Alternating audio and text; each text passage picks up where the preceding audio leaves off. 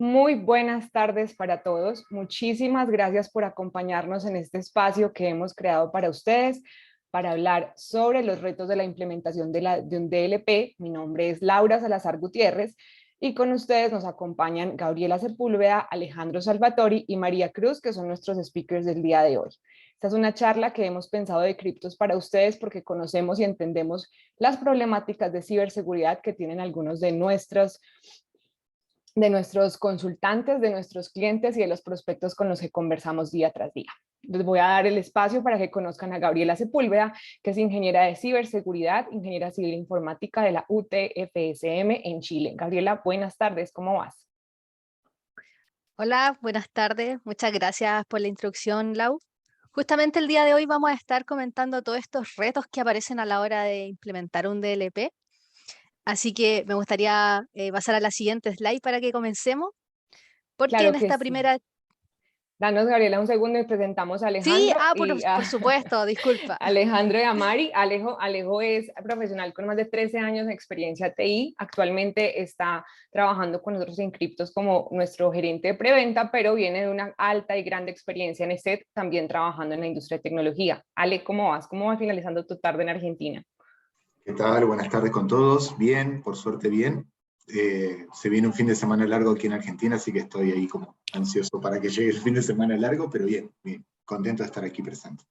Muchas gracias, Ale. Y por aquí ya finalizando, le damos el espacio a María Cruz. María es ingeniera electrónica, una maestría en ingeniería biomédica y un PhD en inteligencia artificial. María nos va a dar ese tinte de automatización que nos encanta para este nuevo espacio que vamos a escuchar.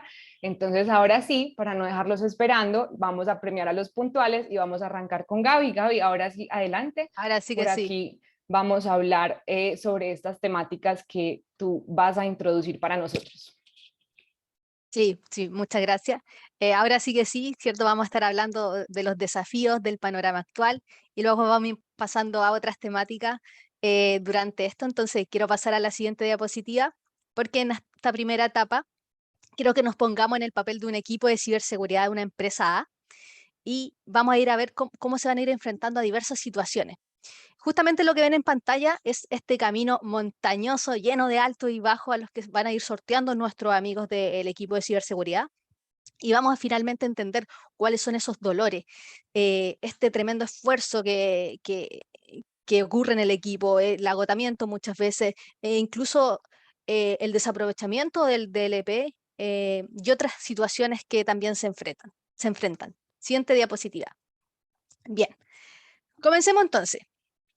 Digamos que esta empresa A tiene la necesidad de evitar la fuga de información, porque es un problema recurrente, ¿cierto? Nadie quiere que se fugue información de su empresa. Entonces el equipo de ciberseguridad viene y comenta, ok, pero mira, contratemos un DLP, Data Loss Prevention, ¿cierto? De esta manera vamos a poder tener un control sobre la fuga de información. Es una inversión con la que ganamos, ¿cierto? Se estudia, se aprueba la contratación del DLP, el equipo de ciberseguridad está súper feliz porque tiene un DLP y viene el primer desafío. El DLP les dice, ok, tienes mucha data, mucha información y en orden de que yo sepa qué hacer con ella, necesito que esta esté clasificada. Porque ¿cómo protejo la información que no sé dónde está, que no sé qué tipo de información es? Bien, entonces el equipo de ciberseguridad se empieza a preocupar y llega este primer desafío. Porque no es que la empresa tenga 10 archivos, ¿cierto? Tiene cientos y miles. Entonces nos vamos a la siguiente diapositiva, en donde el DLP les dice, ok, pero no te preocupes porque nosotros tenemos reglas que te van a ayudar a detectar información sensible en tu archivo. Entonces nosotros vamos a clasificar esto. Bien, dice el equipo. Dejemos entonces que el DLP clasifique por nosotros mientras nosotros hacemos otras cosas. Y aquí viene un nuevo problema, porque estas reglas terminan siendo un poco genéricas. No se adaptan al contexto de la empresa, entonces no logran clasificar la totalidad de los archivos e incluso muchas veces terminan clasificando mal algunos archivos. Entonces ya el equipo ya no está tan feliz como estaba en un comienzo. Y en la siguiente diapositiva vamos a ver cómo el equipo dice entonces ya, ¿qué hacemos? ¿Qué otra cosa podemos hacer? Ok, hagamos una clasificación manual de los archivos.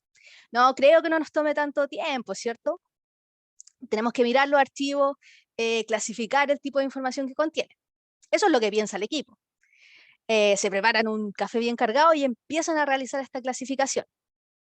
Pero nuevamente nos empezamos a encontrar con problemas que resultan en que esta clasificación ya no es tan simple como parecía ser en un principio.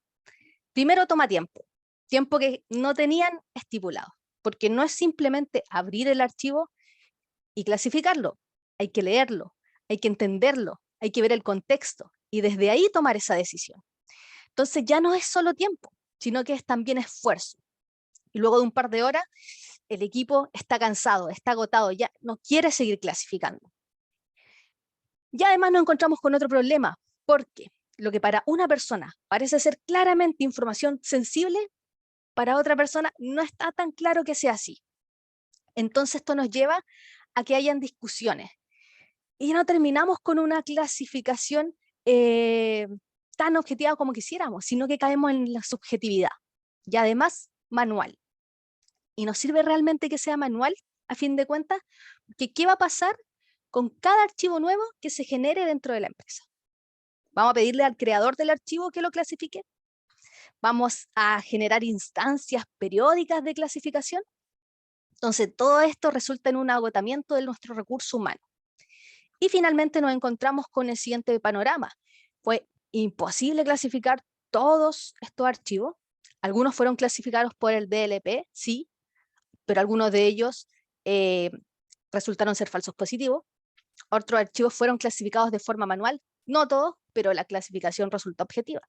Entonces el DLP termina siendo finalmente un dolor de cabeza para el equipo y ya no quieren saber mucho de él. Y paralelamente, la siguiente diapositiva, vamos a ver qué ocurre lo siguiente.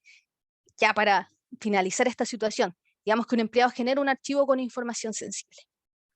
Como la clasificación es manual, no lo clasificó, quedó ahí, el empleado lo envía a otra persona, esa persona se equivoca, cambia los permisos de lectura, están abiertos, los puede ver cualquier persona, y el DLP no se pudo percatar porque el archivo no estaba clasificado. Un ciberdelincuente puede interceptarlo fácilmente, se puede hacer con la información, y ya todo empieza a ser un poco desastroso. Entonces, y solo a modo de contextualizar, vamos a pasar a la siguiente diapositiva, porque vamos a ver cómo está el panorama actual, cómo están las cifras en el mundo y en Latinoamérica. Y es que podemos ver cómo durante los últimos años, y sin ir mucho más atrás, estoy hablando entre el 2020 y el 2021, hubo un aumento del 68% en brechas, que es un aumento tremendamente significativo. Entonces vamos a ir viendo, si nos vamos a cifras hacia más atrás, vamos a ir viendo cómo estas van aumentando año a año y cada vez más. ¿Qué va a pasar durante este año? Muy probablemente esta cifra sigue y seguirá aumentando.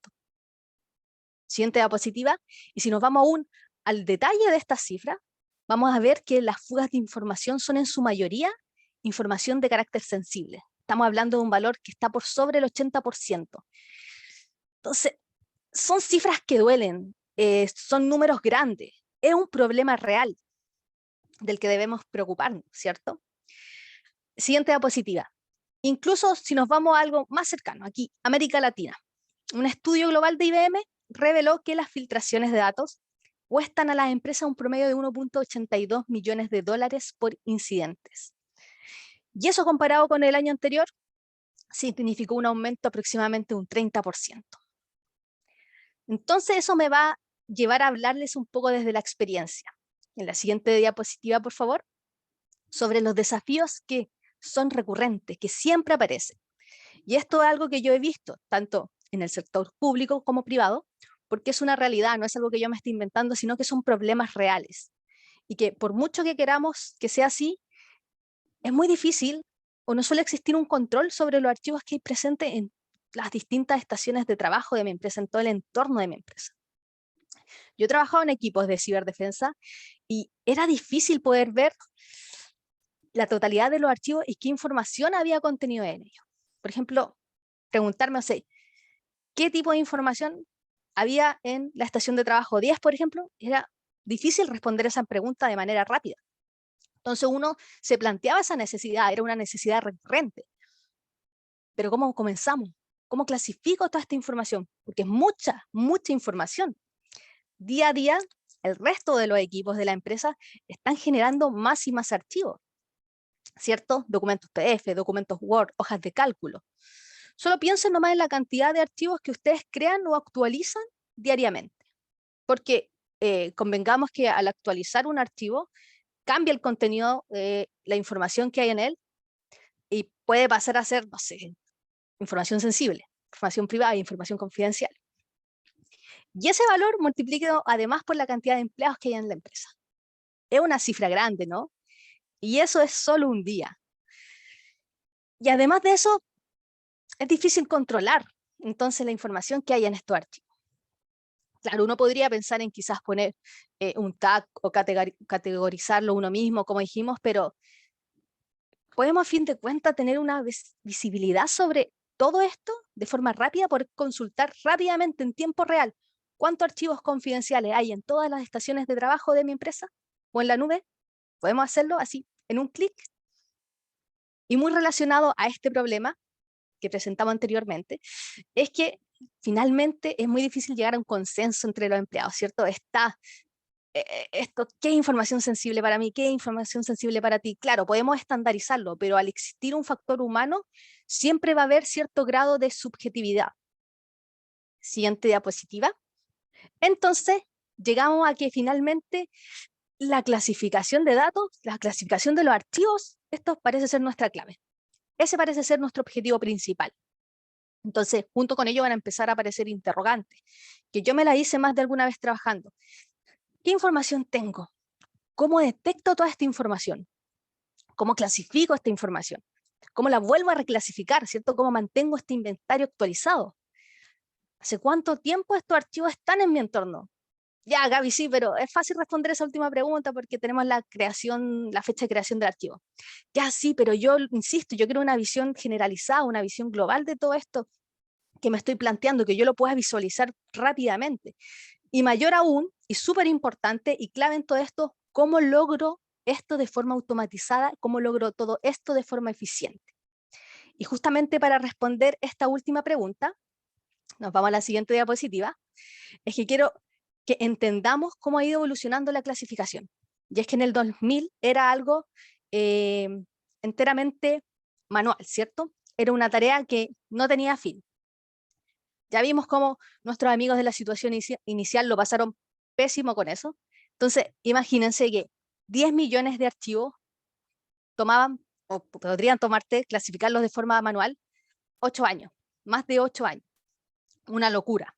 Entonces, por ahí, luego en el 2010 aparecen las expresiones regulares, como salvadores para esta problemática, pero también ya lo vimos, terminan resultando un poco genéricas porque no se adaptan a mi realidad, no se adaptan al contexto de mi empresa. La palabra, por ejemplo, banca, para un banco tiene un significado, pero para una empresa que vende bancas tiene otro. Entonces, finalmente, no me basta para poder clasificar todos los archivos que tengo. Y es como ahí finalmente llegamos al día de hoy, 2020, donde irrumpe ya la inteligencia artificial y qué mejor que María, nuestra especialista, nuestra experta en inteligencia artificial, para explicarnos un poco cómo ella aborda todos estos desafíos que fueron previamente mencionados y es capaz de transformar estos 8 años en menos de 2 meses. Así que, María, te doy el pase. Muchísimas gracias, Gaby. Bueno, primero felicidades, creo que explicaste muy bien la problemática.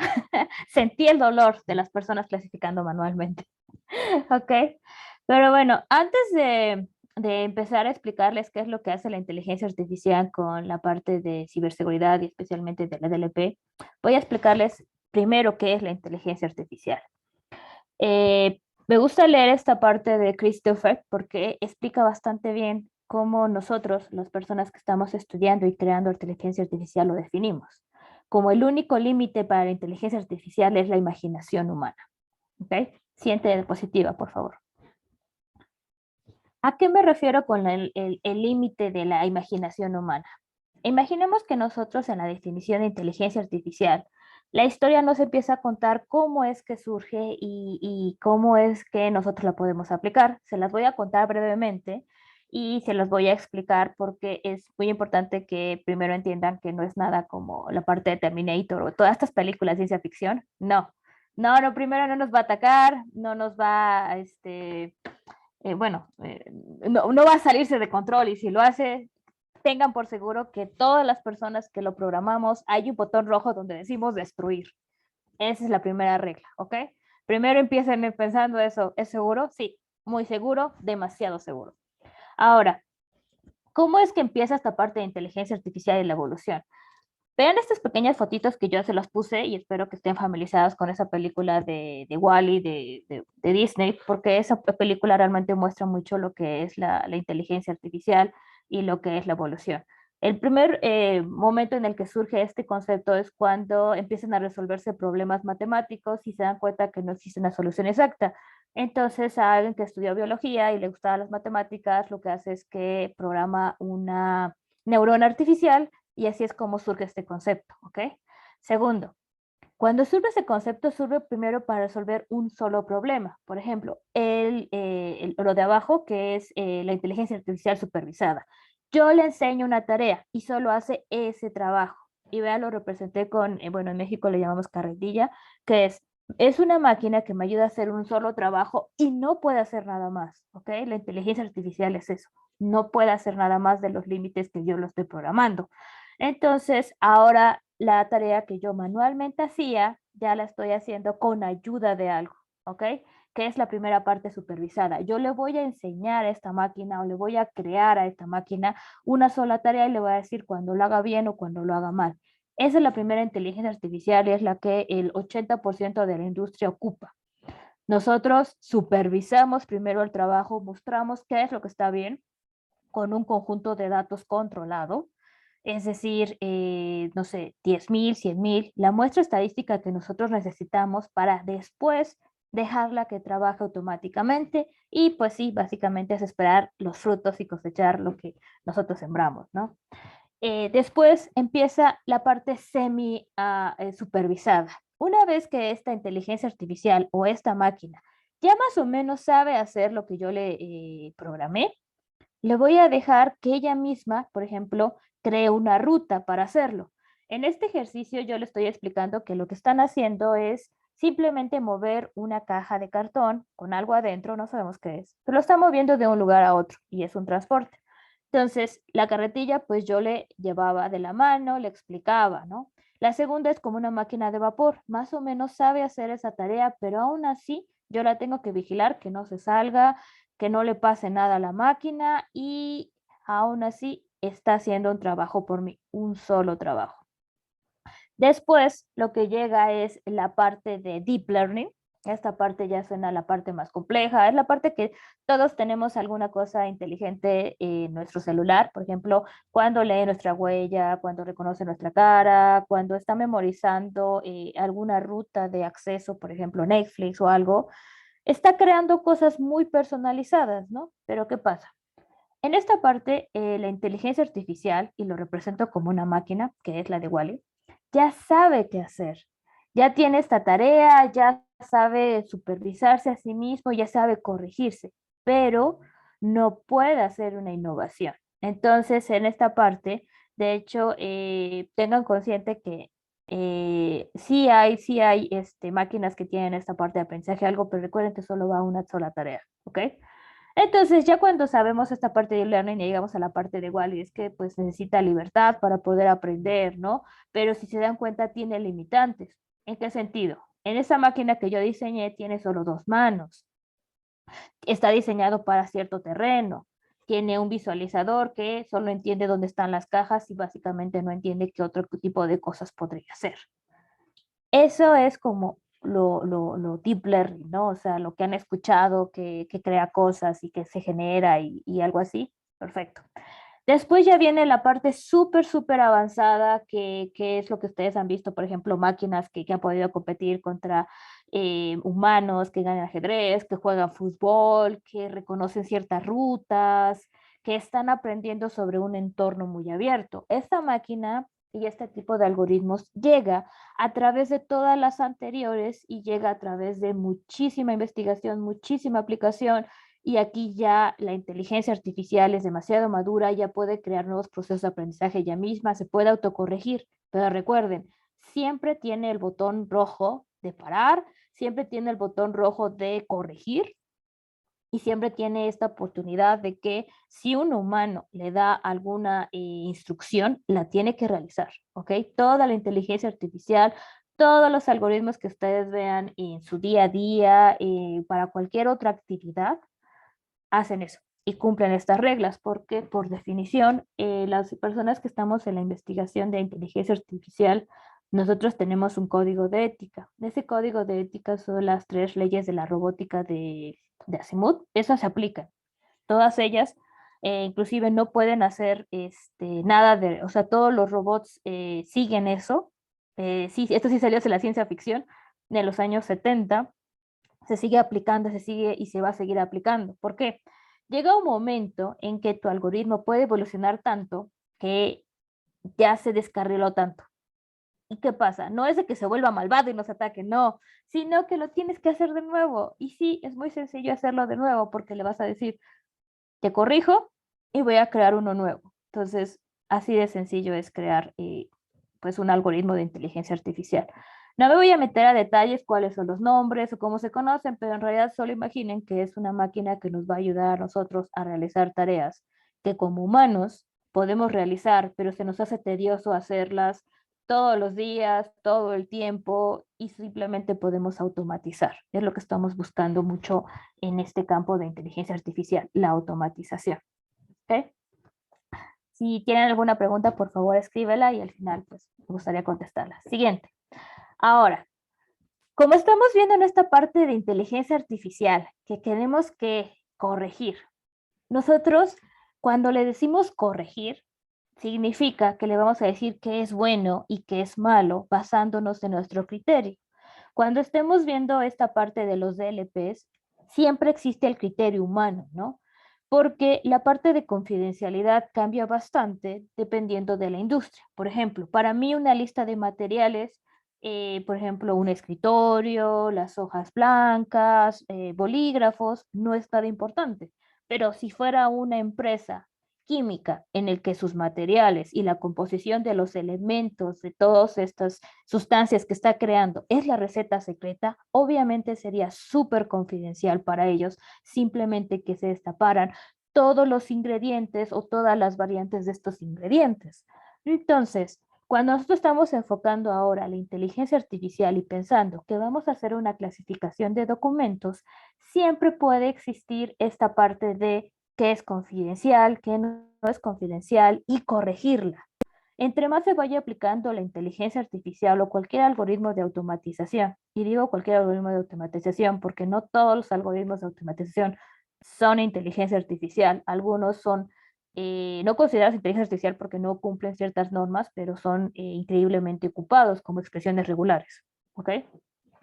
Cuando estamos creando esta parte, nosotros estamos creando esta historia de confidencialidad, creando las reglas y la inteligencia artificial va creando entes que van haciendo esto. ¿Por qué digo entes? Porque imagínense que es como contratar muchos robots. Básicamente nosotros hicimos un algoritmo que aprenda.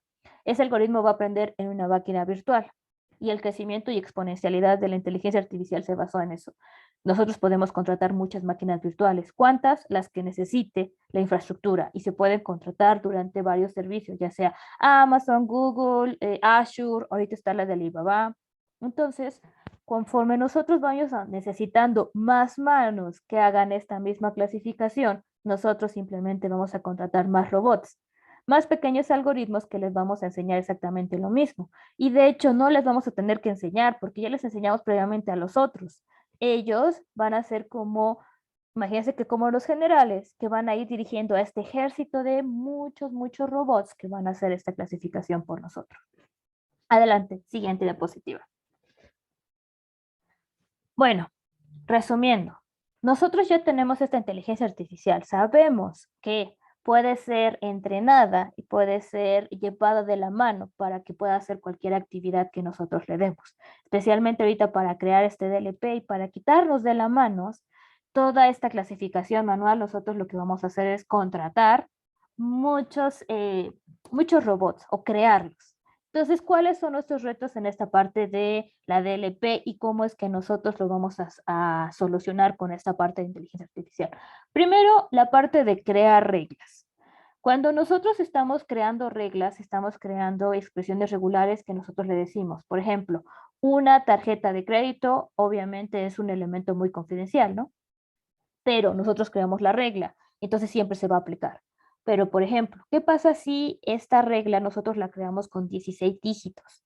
Y llega un momento en el que el número de la tarjeta lo cortaron o quitaron una parte porque los otros 4 números son el número de la sucursal o el número de banco que siempre se repite. ¿Cómo vas a ver una clasificación, una regla, que ahora esos 12 números siguen siendo esta tarjeta de crédito? Bueno, la inteligencia artificial va a aprender de esos 16 dígitos y nosotros le vamos a decir cómo se componen esos 16 dígitos y qué hay detrás de esos 16 dígitos. Una vez que ella aprenda, o bueno, sí, generalmente es ella, porque le ponemos nombres de mujer por una razón, que luego se las voy a explicar en alguna otra junta, pero tiene que ver más con la historia de por qué inició esto y qué tipo de cosas se clasificaron. Y en general es porque la mayoría de hombres sí les gustaba clasificar mujeres, por eso siempre se les pone nombres de mujeres.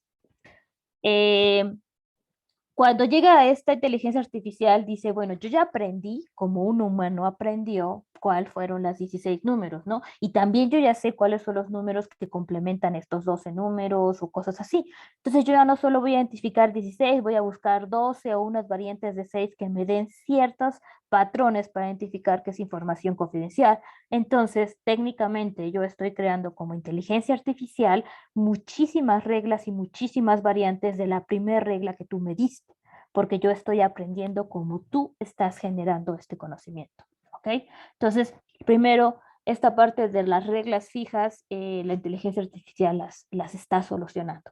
Ahora, la segunda, la clasificación manual. Cuando estamos en un DLP siempre va a existir una clasificación manual, va a existir tenemos que supervisar y tenemos que garantizar que todo esté correcto, ¿no? ¿Cómo lo resuelve? Sí existe una clasificación automática, siempre y cuando nosotros ya podamos tener una muestra significativa de los documentos que clasifiquemos y le enseñemos a la inteligencia artificial por qué está siendo confidencial. Así, nosotros vamos a garantizar que si tenemos una muestra de, por ejemplo, 1 o 2% estadísticamente significativa, todo el 90%, 98% restante los va a clasificar con los mismos criterios y va a automatizar esta clasificación. Y los que encuentre que tenga duda, no los arroja a nosotros y nos dice, para esto que tengo duda, ¿qué es lo que debo de proceder? Entonces, la inteligencia artificial puede ser corregida por otra inteligencia artificial. De hecho, es algo que estamos trabajando. En la segunda inteligencia artificial, nosotros la programamos para que corrija la primera sabiendo cuáles son los errores comunes. O sea, tomando en cuenta que una DLP siempre tiene como una segunda revisión, nosotros estamos también programando cómo un humano va a hacer una segunda revisión. Entonces, la clasificación automática logra hacer esta doble clasificación y esta doble corrección. Entonces, la podemos cumplir. La tercera, clasificar todos los archivos. Cuando estamos clasificando archivos en la DLP se vuelve tan tedioso, tan manual, que muchas veces ya estamos cansados y agotados de hacer lo mismo. Y no es lo mismo que clasifiquemos el archivo número 1 a que clasifiquemos el archivo millón, ¿no? Vamos a estar cansados y un error humano siempre puede ocurrir. Cuando nosotros buscamos la automatización, vamos a garantizar que todos los archivos sean clasificados. Ojo, la clasificación puede ser correcta o no incorrecta. ¿En qué sentido? Incorrecta es cuando la inteligencia artificial tiene dudas y aún así nos envía el informe, es decir, yo tengo una duda en esta clasificación, te lo mando para que tú lo observes y me digas, ¿no? Ponemos un segundo algoritmo o simplemente entra un humano a corregirlo. Y aún así que corrige a eso, significa que está corrigiendo, es un archivo que pueden ser atrás millones que tengan ese mismo problema. Entonces, esta parte de clasificar todos los archivos siempre se va a garantizar porque sabemos que una máquina puede medir el volumen de datos y están específicamente creándose estructuras de Big Data para esto. ¿Okay? Lo último, cuarto punto. Equipo dedicado a clasificar alejándose de su objetivo principal. Bueno, muchas veces cuando ya estamos viendo esta parte de qué es confidencial, qué no es confidencial, y les puse este ejemplo de esta empresa química, donde la lista de elementos tal vez no es confidencial para un área, pero para otra sí. Existe muchas veces este pensamiento de decir, bueno, Microsoft, bueno, otras empresas lo tienen, ¿qué de diferencia hay que yo tenga yo o que yo busque tener mayor personalización? El sentido es este. Cuando vas clasificando los documentos, tú como humano lo sabes, pero también tú como humano tienes cierto trasfondo de por qué lo clasificaste. Entonces, este documento también se vuelve un documento que sea elemento de clasificación de cierta área, de cierta empresa, de cierto ramo de empresa. Toda esta forma de clasificar la inteligencia artificial lo está buscando que este archivo no solo tenga una categoría de clasificarlo confidencial o no confidencial o todas las que tenga, sino que también tenga un contexto de qué es este archivo y lo guarde, porque el tener un contexto del archivo nos va a dar a conocer en ciertas industrias, en ciertos departamentos, que sí es confidencial y que no es confidencial. Porque el ejemplo que les puse es muy sencillo, ¿no? O sea, ¿qué pasa si la lista de ingredientes de la Coca-Cola sale? Entonces, ahora imagínense que salen las finanzas de un banco. Entonces, esta parte de la inteligencia artificial siempre busca mejorar los procesos y busca entender un contexto. No solo es clasificarlo, es también entender qué hay más de este texto que me pueda decir del departamento, de la industria. Y esta personalización solo la puede hacer un humano o una inteligencia artificial que nosotros le enseñemos. Ahora, la siguiente, supervisación todo el tiempo. Como bien lo mencionaba Gaby, ¿qué pasa si cambio un archivo, lo actualizo? Bueno, ya es otro archivo que puede ser confidencial. ¿Cómo voy a saber que tengo que revisarlo? Cuando nosotros estamos programando cualquier automatización, nosotros sabemos el volumen de datos, sabemos cuándo hay un cambio. Cuando ustedes, por ejemplo, ven en Windows que tiene un archivo y dice cuándo fue la última vez que fue actualizado, la inteligencia artificial lo que puede hacer es leer esa última vez y entender que cada vez que sea actualizado se dispare algún detonante donde ella vaya de nuevo a trabajar. Si es el mismo y solamente le cambiaron un punto, lo va a determinar. Si es otro diferente y le agregaron algún elemento que la haga confidencial, lo va a determinar sin que nosotros le digamos, sin que nosotros estemos al pendiente de ello. Más bien es que lo dejemos trabajar y lo programemos para que tenga la libertad de poder hacer este tipo de clasificaciones. Entonces, en esta parte, esta inteligencia artificial lo resuelve en ciertas etapas de la creación del algoritmo. Claro, porque cuando nosotros lo empezamos a crear, obviamente no le damos tanta libertad porque no confiamos todavía en él. Cuando ya vaya madurando y ya sea mucho más inteligente, ya tengamos mucha más confianza, nosotros le vamos a dar la libertad que cuando existen actualizaciones o cuando haya ciertos cambios, vaya y trabaje sin que nosotros lo supervisemos. Vaya y haga su trabajo y nos arroje a nosotros alertas de algún cambio de sensibilidad o de algún nuevo formato que se haya creado. ¿Ok? Y bueno, creo que eso es como resuelve prácticamente la inteligencia artificial y esta parte del DLP. Sería todo de mi parte y creo que continúa Alejandro, por favor, adelante. Dale, María, gracias. Bien, Laura, ¿me ayudas con la siguiente? Perfecto. Acá me gustaría que vean justamente desde nuestro lado, ¿no? Desde el lado de criptos, cómo también tomamos lo mejor de los mundos que presentaron tanto Gabriela como María Cruz. ¿Por qué? En principio, porque entendemos que hoy por hoy para cualquier empresa, para cualquier CISO o responsable de la seguridad de la información de las empresas, las herramientas que utilizamos son nuestras manos derechas, ¿no? Y el DLP es una excelente herramienta justamente para controlar qué podemos o qué no podemos hacer los usuarios con los documentos. Pero, como bien Gabriela nos planteaba al inicio, conlleva también todo un esfuerzo de trabajo poder poner a punto esta herramienta, ¿no? Por otro lado, Cryptos toma justamente todo lo bueno y lo mejor que tenemos respecto a lo que es la inteligencia artificial, que bien nos explicaba María Cruz, como para ayudar a las empresas a que todo este proceso sea de una forma más automatizada, controlando, digamos, la posibilidad de entender dónde hoy por hoy está distribuida la información, y a través de un proceso que va desde localizar, clasificar y etiquetar justamente la información crítica utilizando esta inteligencia artificial, lo cual nos va a dar justamente la posibilidad de optimizar los recursos de seguridad que estamos implementando, como por ejemplo, como estamos hablando en el tema de hoy, un DLP. Yo ahora voy a compartir un segundo mi pantalla porque les quiero mostrar justamente parte de este proceso. Y, adelante, Ale. vale. Ahí entiendo que se está Ahí viendo estamos viendo tu pantalla, sí. mi Así pantalla. es. Perfecto, perfecto. Bueno, en principio acá tengo una carpeta con una serie de documentos, ¿sí?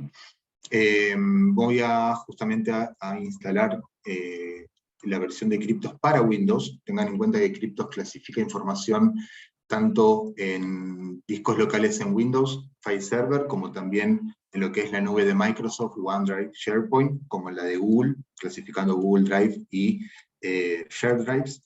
Yo ahora voy a instalar el agente para que justamente lo vean en vivo y trabajando justamente. Es un agente que no tiene interfaz gráfica. ¿Sí? ¿Por qué no tiene interfaz gráfica? Porque justamente la intención de Cryptos es no necesitar la intervención del usuario, ¿sí? Que el usuario no sea justamente quien tenga que dedicarle tiempo a este proceso de clasificación.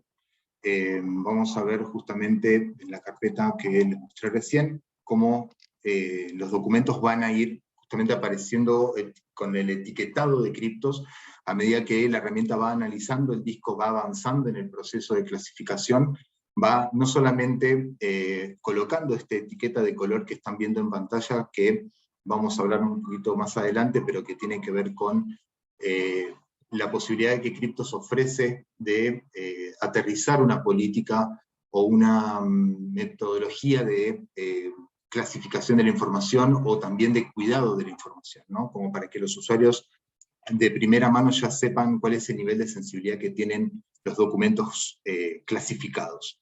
Yo ahora, por ejemplo, les voy a mostrar cuál es hoy esa etiqueta que Cryptos coloca sobre los documentos y que justamente, se abrió en mi otra pantalla, y que justamente es el nexo conector con las herramientas DLP. ¿Sí? Yo acá estoy abriendo un documento que Cryptos clasificó como confidencial, es un itinerario de viaje, donde hay ciertos datos sensibles, datos de una persona que va a estar tomando este vuelo, entre otros datos, y acá vemos justamente dentro de las propiedades del documento este etiquetado automático que hace la herramienta, ¿sí? Y este justamente es el dato necesario para que el DLP pueda justamente tener conocimiento de qué tipo de información tiene que proteger. Este etiquetado les va a dar a ustedes la posibilidad justamente de que el DLP pueda optimizar esas reglas que van a crear y decir, ok, todos los documentos que detectes el metadato de Cryptos como confidencial, quizás evitar que los usuarios lo envíen por correo, que lo envíen a imprimir a sus impresoras, etc. Sí, dependerá de las políticas que quieran implementar y qué tipo de permisos o bloqueos quieran ejecutar sobre los documentos que la herramienta va clasificando. Algo que es importante también conocer es que la herramienta hace una clasificación incremental, es decir, que va a clasificar todo lo existente en tanto en el entorno Windows o en la nube, y se mantiene de forma continua, ¿sí? Es decir, que documentos que los usuarios generen nuevos, documentos que el usuario reciba, van a estar clasificándose, como también documentos que quizás el usuario modifica su contenido de tal manera que ya cambia el nivel de sensibilidad que tiene ese documento, ¿sí? Como bien explicaba María Cruz, ese documento quizás con esa modificación que realiza el usuario ya cambia de contexto, ¿sí? Todo ese contenido que tenía el documento ahora por ahí tiene una valoración diferente y un criterio de análisis distinto para una nueva clasificación. Volviendo ahora sí, Lau, a tu pantalla.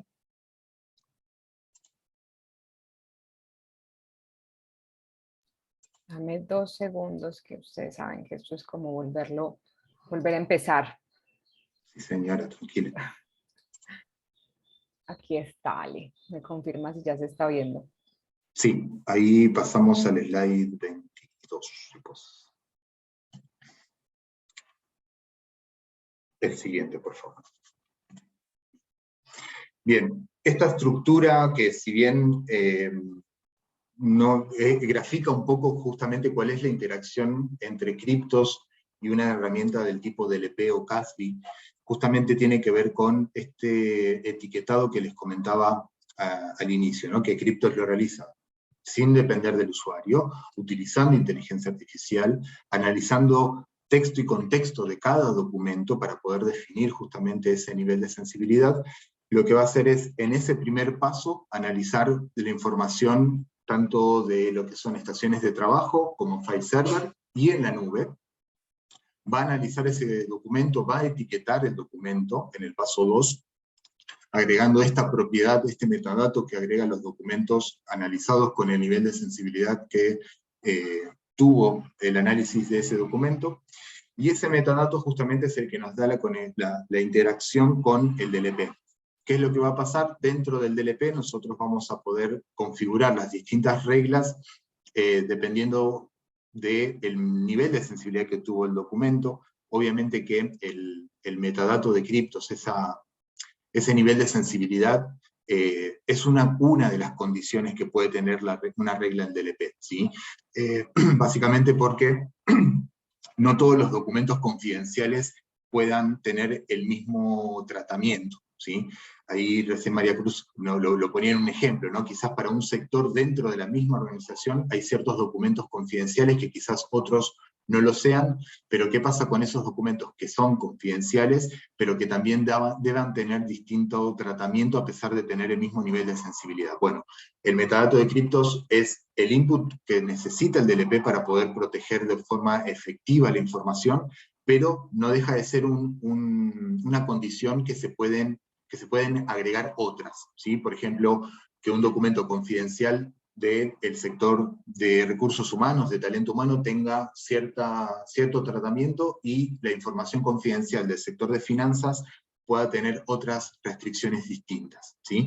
Eso justamente dependerá un poco de las capacidades que tenga el DLP, pero lo importante es que el DLP reciba el input de qué tipo de documentos tengo que proteger, ¿no? Y ese es el trabajo que realiza Criptos justamente para poder analizar esa información, etiquetarlo, y que el DLP pueda tener la información necesaria para después aplicar las reglas que consideren de protección. Siguiente slide, Lau. Bien, vuelvo otra vez a compartir mi pantalla. Te estoy volviendo loca, discúlpame, Lau. Vale, adelante. Nos mantenemos aquí Vale. entretenidos. Sí, no te puedes distraer. Bien, voy a minimizar esto. Y todo este trabajo que realiza Criptos a nivel de clasificación, unificando un criterio para clasificar, haciendo este discovery de la información que está dentro de la organización, digamos, sin necesitar la interacción del usuario, sin que el usuario dedique tiempo de su día de trabajo para poder realizar esta tarea. Todo ese proceso, todo ese trabajo que realiza la herramienta se va a ver volcada, digamos, dentro de nuestra consola, nuestro dashboard de reportes, analíticas y de gestión justamente de la herramienta, y que también nos va a dar un montón de información que nos va a ayudar no solamente a optimizar la utilización de un CASB o un DLP, sino también a poder cumplir con ciertas auditorías, con ciertas normativas, como por ejemplo la ISO 27001, que es una de las normativas que justamente solicita que las empresas puedan tener inventariada la información, clasificada en al menos 4 niveles para su posterior protección. También leyes de protección de datos personales. Criptos tiene la capacidad de identificar de los documentos clasificados cuáles cuentan con datos personales contemplados dentro de lo que es una ley de protección de datos personales, como también GDPR, y también con el cumplimiento de normativas PCI a través de nuestro algoritmo que detecta justamente datos bancarios, datos de tarjetas crédito, datos de tarjetas de débito, como para complementar, digamos, todas las normativas que hoy por hoy rigen para las distintas empresas en las distintas industrias, ¿no? ¿Qué es lo que estamos viendo en esta plataforma? Obviamente esta es una web una plataforma de criptos de una empresa demo. Vamos a estar viendo en resumen, todos los entornos en donde hoy por hoy la herramienta puede clasificar o está clasificando en esta empresa, y algunos datos que pueden llegar a ser claves para justamente facilitarles la tarea de customización o de optimización de un DLP. Por ejemplo, podemos identificar cuáles son las áreas dentro de la organización que concentren mayor porcentaje de información confidencial. En este caso, en esta empresa demo, vemos que el área de desarrollo es la que concentra mayor cantidad de información sensible, y entender o conocer qué tipo de protección estamos brindándole a este tipo de área, ¿no?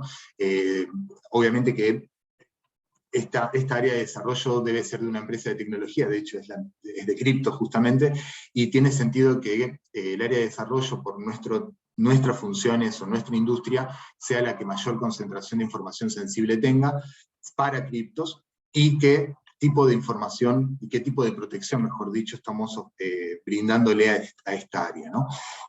Vamos a poder conocer cuáles son los usuarios que tenemos dentro de la organización, ya sea en la nube o alguna estación Windows, que tengan mayor cantidad de información confidencial que la herramienta fue identificando hasta el momento, ¿sí? Recuerden que el proceso es continuo e incremental, como para decir, ok, tengo acá un usuario que tiene concentrados más de 17.000 documentos confidenciales, ¿qué tipo de protección estoy brindándole a este usuario, ¿no?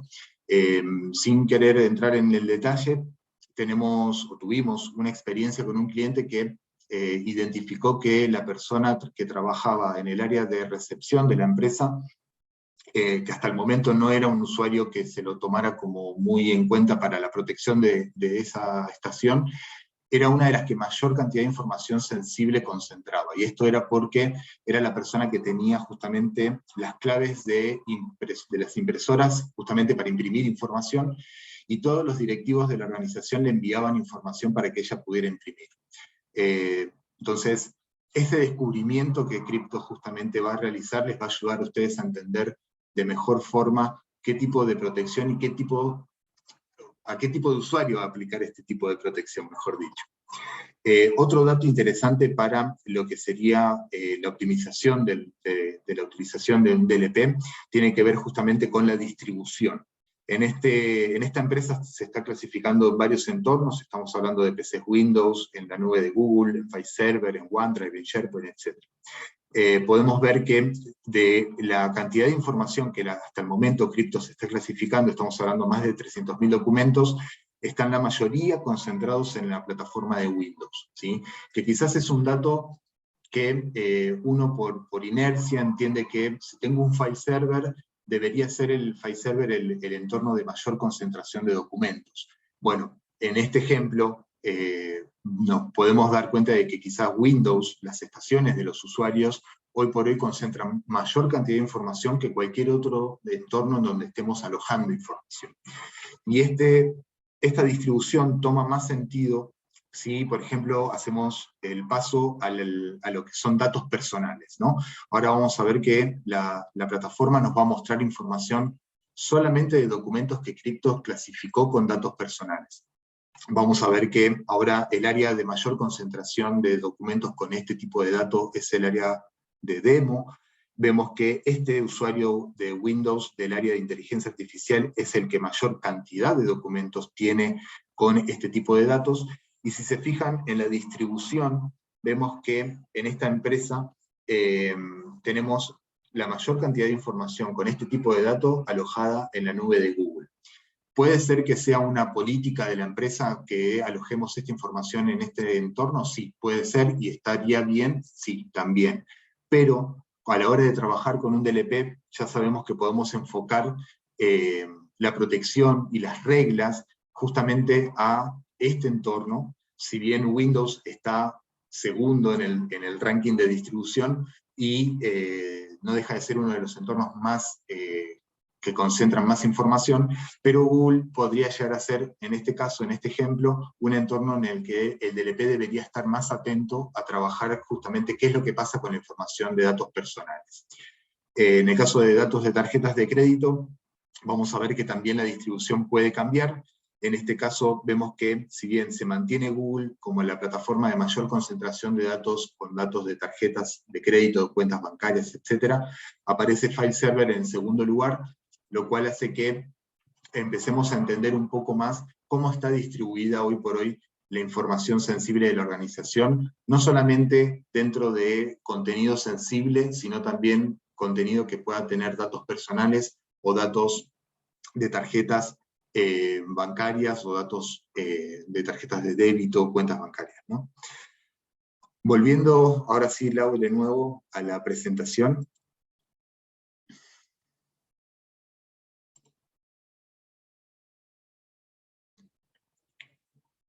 Y como cierre, y ya dejando espacio para las preguntas, la utilización de un DLP hoy por hoy no deja de ser, insisto, una herramienta súper importante para las personas que trabajamos en la seguridad de la información.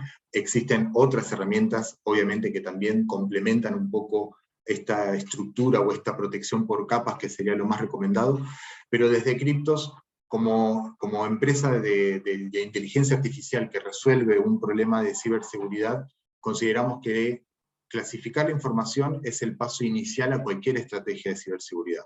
¿Por qué? Porque nos va a dar justamente el entendimiento de cuál es la información que tenemos que proteger, dónde está distribuida, cuáles son las áreas en donde se concentra mayor cantidad de información, y cuáles son los entornos en donde tenemos ese tipo de información alojada, justamente para poder enfocar y focalizar todo lo que es la protección de estos datos.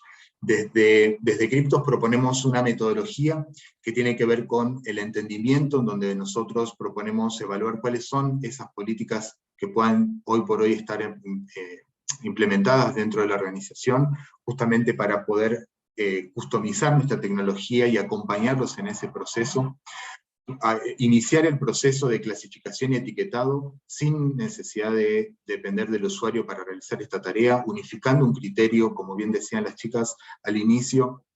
Podemos tener diferentes criterios para clasificar hasta quizás el mismo documento. Definir una estrategia a través de ciertos KRIs o KPIs que nosotros desde el lado de Cryptos proponemos a nuestros clientes en base al análisis que resulta de la clasificación de la información, para que justamente tengan cuáles son hoy por hoy los puntos más críticos y de riesgo que hay que controlar y mantener justamente en una metodología de protección. Y por último, desarrollar una cultura de ciberseguridad dentro de la organización. En este caso, justamente a través del entendimiento del nivel de sensibilidad que tiene la información que hoy por hoy cada uno de nuestros colaboradores puede crear o manipular dentro de la organización, y que esa información tenga el tratamiento correcto y el tratamiento deseado. Bien, pasamos ahora sí, si quieren, a las preguntas. Bueno, esto está lleno de preguntas, lo cual me alegra mucho porque quiere decir que todo el mundo estuvo muy atento. Voy a empezar en orden. Entonces, Ernesto nos pregunta, ¿cómo se licencia el producto? Creo que esta pregunta es para Ali. Bien, desde Cryptos tenemos 3 niveles de licenciamiento que dependen de la cantidad de entornos a proteger, y esa cantidad de entornos va desde un entorno, que sería el licenciamiento básico.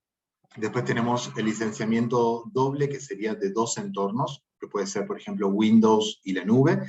Y después el tercer nivel, que son 3 entornos, considerando, por ejemplo, Windows, FileServer y la nube.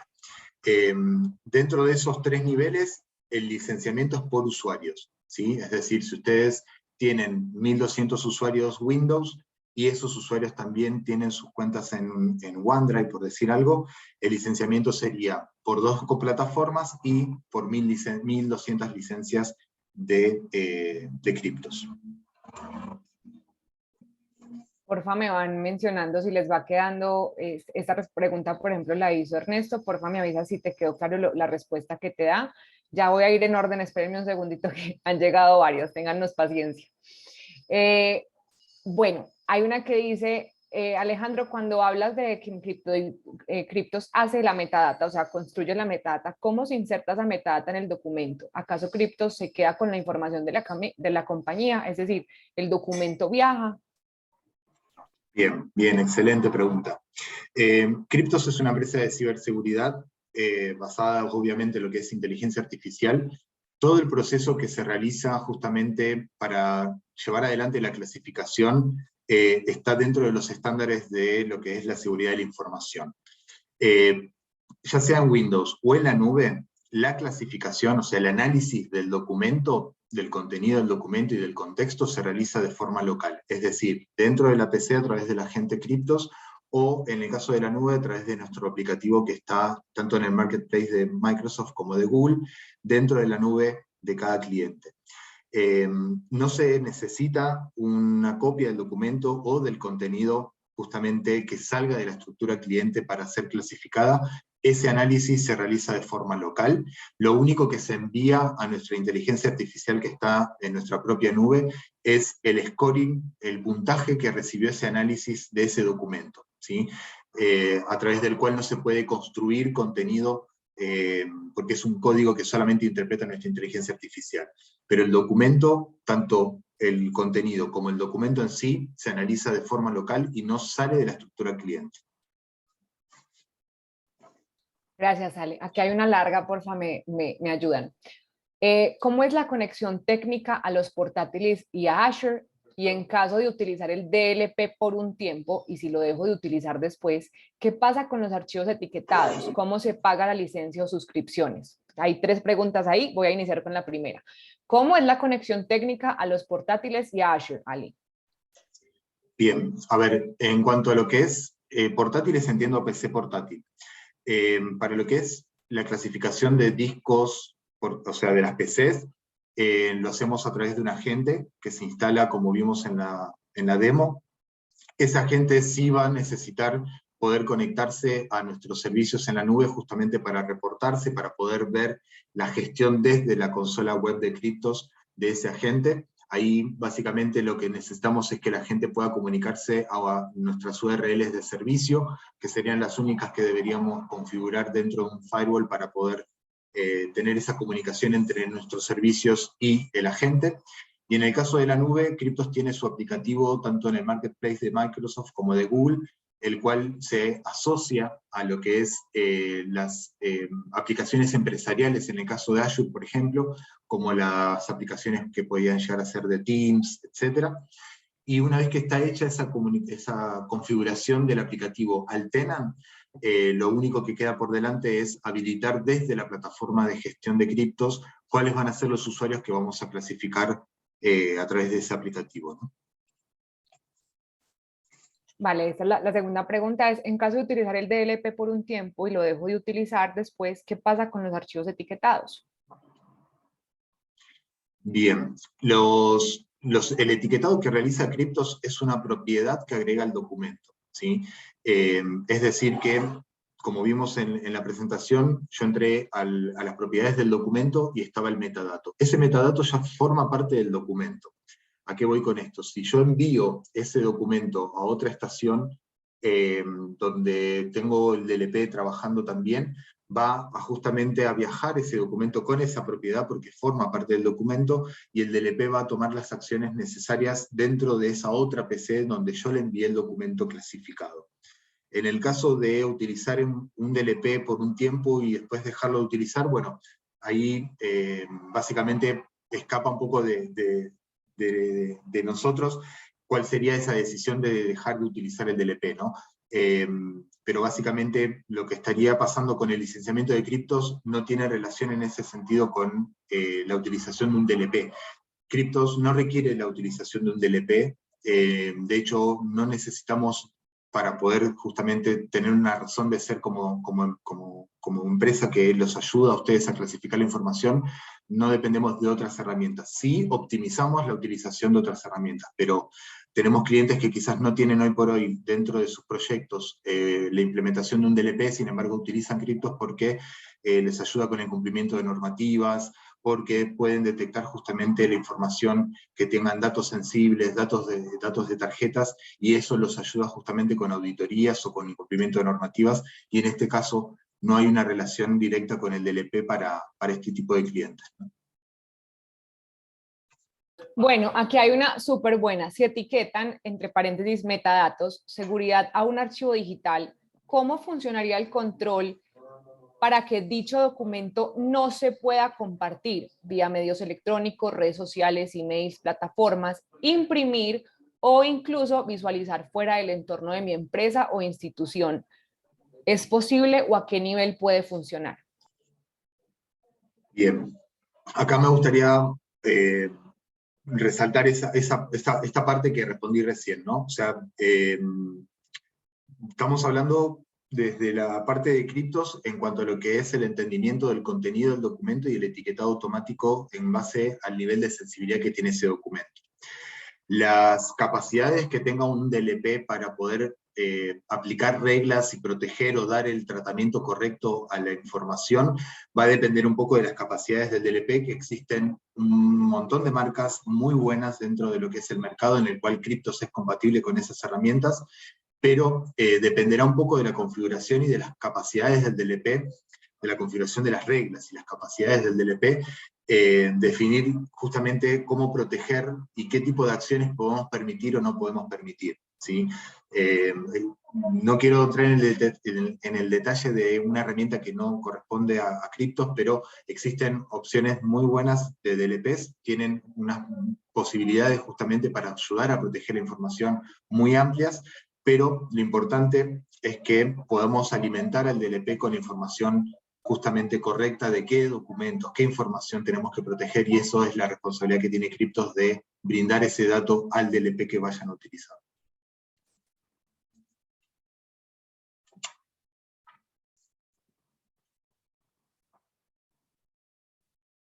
Mi micrófono me quedé en silencio, perdón. Por aquí tengo una. Buenas tardes. Cryptos tiene integración nativa a Macapi DLP. ¿Cómo es el esquema de licenciamiento? Tú ya nos explicaste un poquito el esquema de licenciamiento, pero nos puedes ayudar, porfa, con las integraciones. Sí, de hecho, tenemos integración, o sea, integración quizás no sería la palabra más correcta, porque no existe una integración a nivel de APIs o alguna configuración adicional que hacer. La capacidad que tenga el DLP de leer metadatos dentro de un documento o expresiones regulares ya es suficiente compatibilidad, digamos, con el trabajo que realiza Cryptos. Ese metadato que agrega la Cryptos a los documentos clasificados es un metadato descriptivo en formato de texto, justamente para poder tener compatibilidad con todas las herramientas que hoy por hoy existen en el mercado a nivel de DLP y CASB. Así que en ese sentido confirmo la compatibilidad con la marca mencionada. Dentro de lo que es nuestro sitio web, que ahí vemos en pantalla la URL, van a poder ver justamente cuál es el listado de marcas DLP con las que es compatible Cryptos a nivel de integración. Gracias. Aquí tengo una de parte de Diana. Buenas tardes. ¿Cómo realizan el estimado del valor de los documentos que aparecen en el dashboard?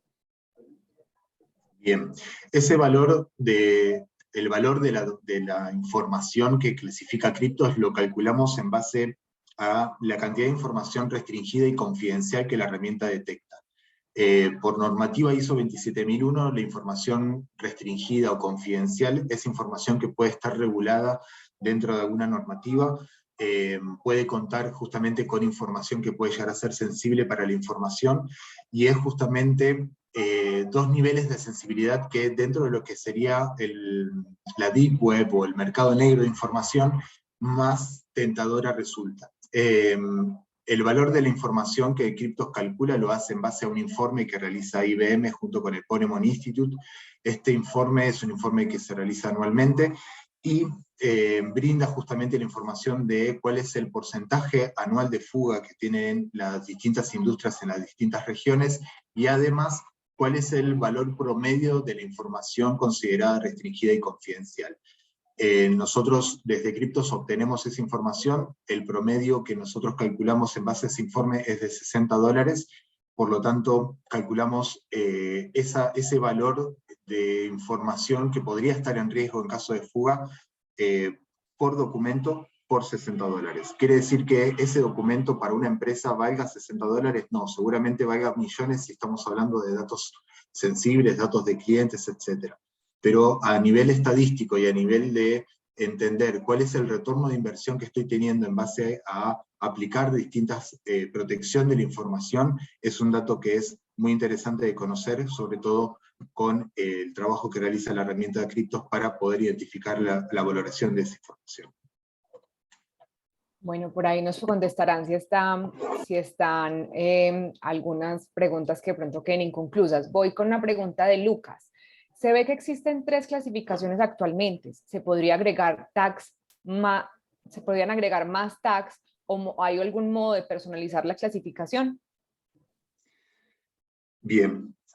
Sí, de hecho, nosotros clasificamos hasta 4 niveles, que son justamente los niveles, la cantidad de niveles que recomienda la ISO 27001.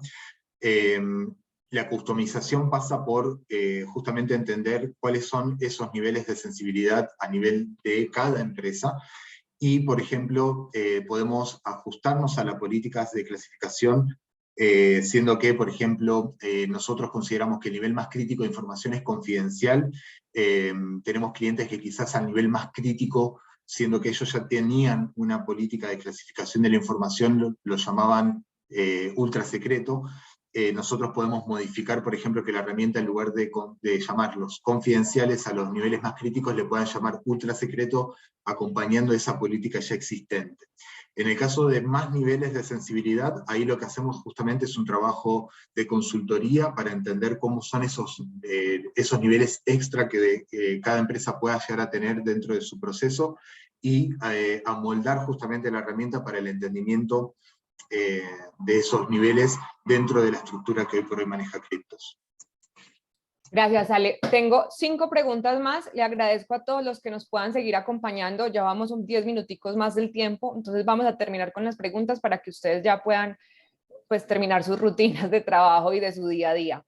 Tengo una pregunta de Daniel Ávila. Algunos firewalls, EDRs, EPPs, CASBs tienen módulos DLP básicos. ¿Cómo podemos alimentar el etiquetado de información en estas herramientas? ¿Para cuándo van a sacar una solución DLP Enterprise? Está en su roadmap. Varios DLP incluyen Data Discovery y Data Classification. Ale, creo que hay una pregunta súper importante para el foco del producto. Sí, de hecho, nosotros desde Cryptos, como empresa de inteligencia artificial que resuelve hoy por hoy un problema que tiene que ver con ayudar a las empresas a hacer este descubrimiento de información, esta clasificación, como les decía anteriormente, utilizando inteligencia artificial de forma automatizada, etc. No vamos a incluir, digamos, o por lo menos dentro de los planes no está incluir algún tipo de protección del tipo DLP. Sabemos que existen muchas marcas dentro del mercado muy buenas, las cuales somos compatibles, y no vamos a invadir el mercado con otra herramienta más, y lo que queremos es, desde el lado de Cryptos, ayudarlos a optimizarlas, ¿no? No recuerdo cómo seguía la pregunta, pero en cuanto a las limitaciones que pueda tener hoy por hoy algunas herramientas como firewalls, etc., sabemos que tienen algunos módulos de clasificación. Lo que sí les puedo comentar a nivel de mi experiencia es que estos módulos de clasificación son como los que presentaba Gabriela al inicio, a través de expresiones regulares, ¿no? Lo cual es una mejora, es una necesidad para el DLP poder al menos tener una clasificación, pero esta metodología a través de expresiones regulares puede generar muchos falsos positivos, ¿no? Porque, como bien decían, con la palabra bancas o la palabra, no sé, balances, si queremos entenderlo de esa manera, puede tener distintos significados. Si nosotros ponemos que una palabra puntual, por ejemplo, la palabra banco, tenga que ser crítica, entendiendo que banco se refiere a entidad financiera, ¿qué pasa si encontramos en un documento la palabra banco refiriéndonos a un banco de un parque o de una plaza? Tendría el mismo nivel de sensibilidad porque la palabra es la que se está buscando. Entonces, esas limitaciones son las que por ahí hoy nos podemos encontrar con este tipo de herramientas. ¿Qué es lo que Cryptos hace a diferencia? Es analizar no solamente esa palabra, sino también ese contexto.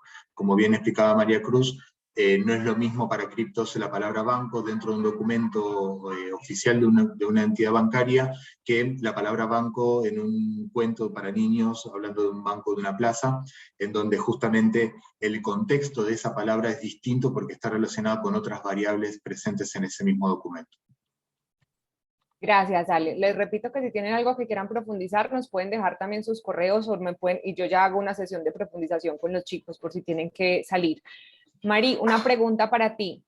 ¿Cómo tecnologías como GPT-3 podrían aportar al afinamiento y mejora de los criterios de la clasificación de criptos?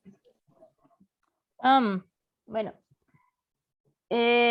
realmente para nosotros no tendría una mejora el aplicar esto porque ¿qué estaríamos buscando? Estaríamos buscando que una tecnología externa en dado momento crea algo confidencial, lo cual va en contra de lo que nosotros estamos haciendo, porque si logra crear algo confidencial, en realidad estaría logrando filtrar datos, estaría logrando crear cosas que son confidenciales y que podrían estar abiertos. Como tal, esa tecnología no llega a ese punto porque obviamente para poderla entrenar, para poderle explicar, tiene que llevar muchísimas cosas de seguridad y esta tecnología está abierta. Al decir está abierta puede crear resúmenes, puede crear es que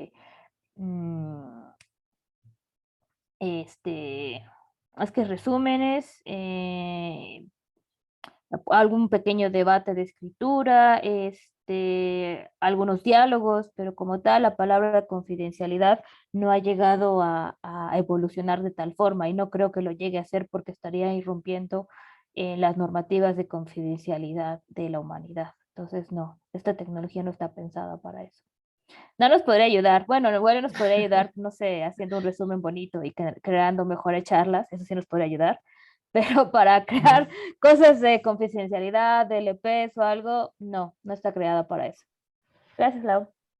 A ustedes por hacer esas preguntas. Me quedan 3 preguntas. Una de Mauricio, de acuerdo con la clasificación de la información, se restringe al envío externo. ¿Cómo puede cambiar la clasificación del documento por si ocurre un falso positivo? Mauricio, esto ya no lo habían contestado un poco, solo le pido a Ale que por encima nos ayude recordando pues que realmente los roles y perfiles dependen ya de una herramienta adicional. Adelante, Ale.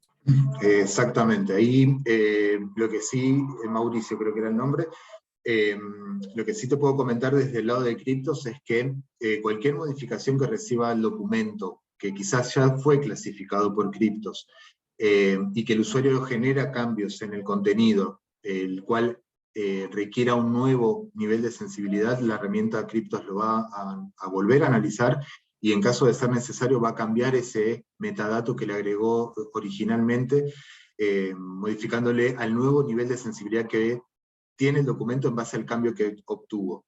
Y ahí dependerá un poco de las reglas que tengan configuradas en el DLP para saber que este documento que antes era, por decir algo, un formulario Excel en blanco, que la herramienta Cryptos lo clasificó como de nivel bajo de sensibilidad porque no tiene peligro en caso de fuga, si después el usuario agrega contenido de ese formulario y el documento ya tiene datos personales, por decir algo, y cambió el nivel de sensibilidad a confidencial o a restringido, ya el DLP va justamente a identificar esos cambios y dependiendo de las reglas que tengas configuradas para documentos públicos o documentos confidenciales, va a tomar acción distinta en base al metadato de Cryptos. Pero insisto, depende un poco de las capacidades del DLP, sí te puedo garantizar que Cryptos va a estar analizando y continuamente monitoreando cambios que puedan recibir los documentos ya clasificados para ir actualizando ese nivel de sensibilidad en caso de ser necesario. Súper. Por aquí, Raúl nos pregunta, buenas tardes, nosotros trabajamos con archivos AutoCAD, esta herramienta trabaja con atributos, queremos impedir que saquen de la empresa correo o descargar esos archivos con atributos. ¿Su herramienta lo hace?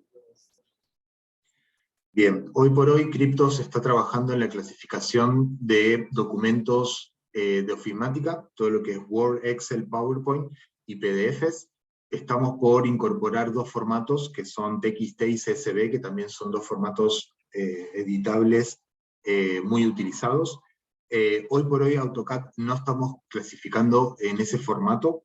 No descarto la posibilidad en un futuro, pero hoy por hoy sí te puedo comentar que tenemos compatibilidad con esos formatos y que estamos a pronto de incorporar 2 formatos nuevos en lo que es la clasificación, y esto va a ir creciendo, y entiendo que la intención de Cryptos es empezar a abarcar la mayor cantidad de información posible en distintos formatos. Así que no descarto esa posibilidad, pero hoy por hoy lo que es AutoCAD no estaría dentro del formato compatible con Cryptos. Gracias, Ale. Voy entonces con, ya nos quedan 2 solamente, Raúl Gómez. ¿Cuáles son los principales argumentos para justificar solo criptos, sin adicionar la compra de un DLP, de solo adquirir criptos, Ale? Bien, en principio, a ver, entendiendo que criptos te va a resolver una situación que hoy por hoy no lo podrías entender con otro tipo de herramientas, o quizás con un mecanismo, con una política, como bien explicaba Gaby al principio, el cual te va a llevar un tiempo poder realizar lo que es entender justamente hoy por hoy cómo está la distribución de tu información, dónde hoy por hoy está concentrada la mayor cantidad de información que puede llegar a ser sensible para tu organización. Entiendo que no sé de qué industria estaría comentándome o preguntándome, pero hoy por hoy, Gaby, corregime, pero todas las empresas están teniendo algún tipo de normativa o regulación, ya sea porque por su propia industria lo exige, o bien porque también tienen como beneficio o intención para mostrar a sus clientes una mejor calidad de servicios, también cumplir con ciertas normativas, como por ejemplo la ISO 27001. Todo ese tipo de, hoy por hoy, normativas y leyes que están implementadas en todos los países, conllevan ciertas multas que tienen un calibre en cuanto a lo económico, y que no está ninguna industria exenta de su cumplimiento. En principio, ayudarte al cumplimiento de esas normativas. Segundo, al entendimiento de dónde está distribuida la información, cuáles son los usuarios críticos, cuáles son las áreas críticas de la información, para poder justamente entender cómo puedo proteger esa información y trasladar justamente algún tipo de mecanismo o política que te ayude a mejorar hoy la gestión de la información. Tenemos quizás, no sé si Gaby tendrá datos más actualizados, pero hay muchos casos que se han hecho públicos en donde las empresas han sufrido algún tipo de fuga, y ese tipo de fuga no solamente incumplen con algún tipo de normativa, sino también a nivel de reputación, que sería uno de los costos más difíciles de revertir. Entonces, poder entender qué es lo que tengo, qué es lo que debo proteger y dónde focalizar los esfuerzos en la protección, es parte de las bondades que te podemos ofrecer desde el lado de cripto. Sí, y un poquito para ahí complementar, justamente es el inventariado de la información como el punto inicial cuando quieres defender. No puedes defender lo que no puedes ver, eh, y es como lo que uno siempre se pregunta primero cuando está en un equipo de ciberdefensa. Ok, ¿cuál es la información que tengo? Y ahí de ahí tú puedes ir a distintas tecnologías más allá o quedarte con esa, pero si no tienes inventariada la información, no te sirve de nada todo lo que hagas después. Bueno, ya no tenemos preguntas adicionales. Igual les agradezco a todas las 56 personas que se quedaron hasta este momento, porque sé que todos ocuparon tiempos adicionales para nosotros. Le agradezco profundamente a Gabriela, Alejandro y María por ser unos súper mentores. Creo que todos aprendimos muchísimo en esta hora, en esa hora y 20 minutos que estuvimos aquí conectados. Y recuerden que pueden escribirnos al info@criptos, y en el caso de que quieran la grabación del video, a los correos que les llegó la invitación. Ese es mi correo, mi dominio, me lo pueden pedir para poder hacerles llegar la información. Estamos muy pendientes de cualquier duda o profundización que quieran hacer de este tema. Esto fue una charla dictada con el patrocinio de Criptos, con todo su equipo de tecnología, preventa y ciberseguridad, y es la primera de 3 conversatorios que estamos preparando para ustedes. Muchísimas gracias y espero que pasen una muy feliz tarde y que nos puedan acompañar en una siguiente oportunidad. Muchas gracias a todos, que sigan muy bien. Chao Gaby, chao Ale, Chao. muchísimas gracias. Chao, que estén súper bien. Listo, hasta luego.